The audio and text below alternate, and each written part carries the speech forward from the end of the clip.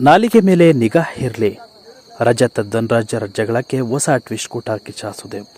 ಏನಾಯ್ತು ನೋಡ್ಕೊಂಬರೋಣ ಬನ್ನಿ ವೀಕ್ಷಕರೇ. ಇದಕ್ಕೂ ಮೊದಲು ನೀವು ನಮ್ಮ ಚಾನಲ್ಗೆ ಸಬ್ಸ್ಕ್ರೈಬ್ ಆಗಿಲ್ಲ ಅಂದರೆ ಕೂಡಲೇ ಸಬ್ಸ್ಕ್ರೈಬ್ ಆಗಿ, ಹಾಗೆ ಪಕ್ಕದ ಬೆಲ್ಲೈಕನ್ ಕ್ಲಿಕ್ ಮಾಡ್ಕೊಳ್ಳಿ ವೀಕ್ಷಕರೇ.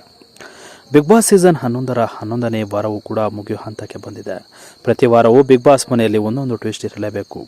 ಈ ವಾರವೂ ಬಿಗ್ ಬಾಸ್ ಮನೆಯಲ್ಲಿ ಯಾರೂ ಊಹಿಸದ ಮೆಗಾ ಟ್ವಿಸ್ಟ್ ಕಾದಿದೆ. ಎಲಿಮಿನೇಷನ್ ಜೊತೆಗೆ ಬಿಗ್ ಬಾಸ್ ಸ್ಪರ್ಧಿಗಳಿಗೆ ಶಾಕಿಂಗ್ ನ್ಯೂಸ್ ಒಂದು ಕಾದಿದೆ. ಸೀಸನ್ 11ರ ಆರಂಭದಲ್ಲಿ ಲಾಯರ್ ಜಗದೀಶ್ ಹಾಗೂ ರಂಜಿತ್ ಅವರ ಮಧ್ಯೆ ದೊಡ್ಡ ಜಗಳ ನಡೆದಿತ್ತು. ಹೊಡೆದಾಟ ಹಾಗೂ ದೈಹಿಕ ಹಲ್ಲೆ ಮಾಡಿದ ತಪ್ಪಿಗೆ ರಂಜಿತ್ ಹಾಗೂ ಜಗದೀಶ್ ಇಬ್ಬರು ಕೂಡ ಬಿಗ್ ಬಾಸ್ ಮನೆ ಆಚೆ ಕಚ್ಚಿಸಿದ್ರು. ಇದೀಗ ಮತ್ತೊಂದು ಜಗಳ ಬಿಗ್ ಬಾಸ್ ಮನೆಯಲ್ಲಿ ನಡೆದಿದೆ. ರಜತ್ ಧನ್ರಾಜ್ ಮಧ್ಯೆ ಫೈಟ್ ಜೋರಾಗಿದೆ. ಪ್ರತಿ ವಾರದಂತೆ ಕಿಚ್ಚ ಸುದೀಪ್ ಅವರು ಈ ವಾರದ ಪಂಚಾಯಿತಿಗೆ ಆಗಮಿಸಿದ್ದಾರೆ. ವಾರದ ಕಥೆಯಲ್ಲಿ ಕಿಚ್ಚನ ಸುದೀಪ್ ಸಿಕ್ಕಾಪಟ್ಟೆ ಸ್ಮಾರ್ಟ್ ಆಗಿ ಕಾಣಿಸಿಕೊಂಡಿದ್ದಾರೆ. ಆದರೆ ಇಡೀ ವಾರ ಮನೆಯಲ್ಲಾದ ಕೆಲವು ಗಲಾಟೆ ಜನಗಳಿಗೆ ಸುದೀಪ್ ಸಿಕ್ಕಾಪಟ್ಟೆ ಗರಂ ಆಗಿದ್ದಾರೆ.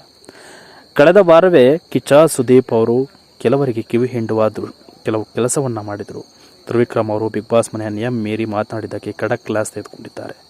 ಈ ವಾರ ಬಿಗ್ ಬಾಸ್ ಮನೆಯಲ್ಲಿ ಮತ್ತೆ ಕೈ ಮಿಲಾಯಿಸುವ ಘಟನೆ ನಡೆದಿರೋ ಸುದೀಪ್ ಕೋಪಕ್ಕೆ ಕಾರಣವಾಗಿದೆ.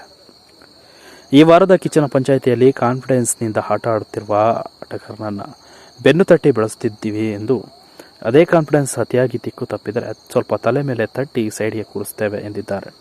ಕಿಚ್ಚನ ಮಾತಿನಂತೆ ಈ ವಾರವು ಬಿಗ್ ಬಾಸ್ ಮನೆಯಲ್ಲಿ ರಜತ್ ಮತ್ತು ಧನ್ರಾಜ್ ಮಧ್ಯೆ ದೊಡ್ಡ ಜಗಳವೇ ನಡೆದು ಹೋಗಿದೆ ವೀಕ್ಷಕರೇ.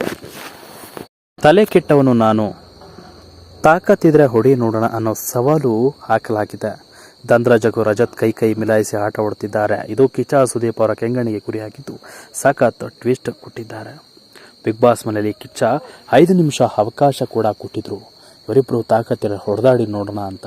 ಆದರೆ ಕಿಚ್ಚನ ಮುಂದೆ ಎದುರುಕೊಂಡು ಇಬ್ಬರು ಕೂಡ ಸೈಲೆಂಟ್ ಆಗಿದ್ದಾರೆ ವೀಕ್ಷಕರೇ. ಕಿಚ್ಚ ಮಾತ್ರ ಇವತ್ತು ರಜತ್ಗೆ ಸಿಕ್ಕಾಪಟ್ಟೆ ಕ್ಲಾಸ್ ತೆಗೆದುಕೊಂಡಿದ್ದು ನೋಡಿದರೆ ನಿಜಕ್ಕೂ ವೀಕ್ಷಕರಿಗೆ ಒಂದು ಖುಷಿ ಅಂತಲೇ ಅನ್ಬೋದು.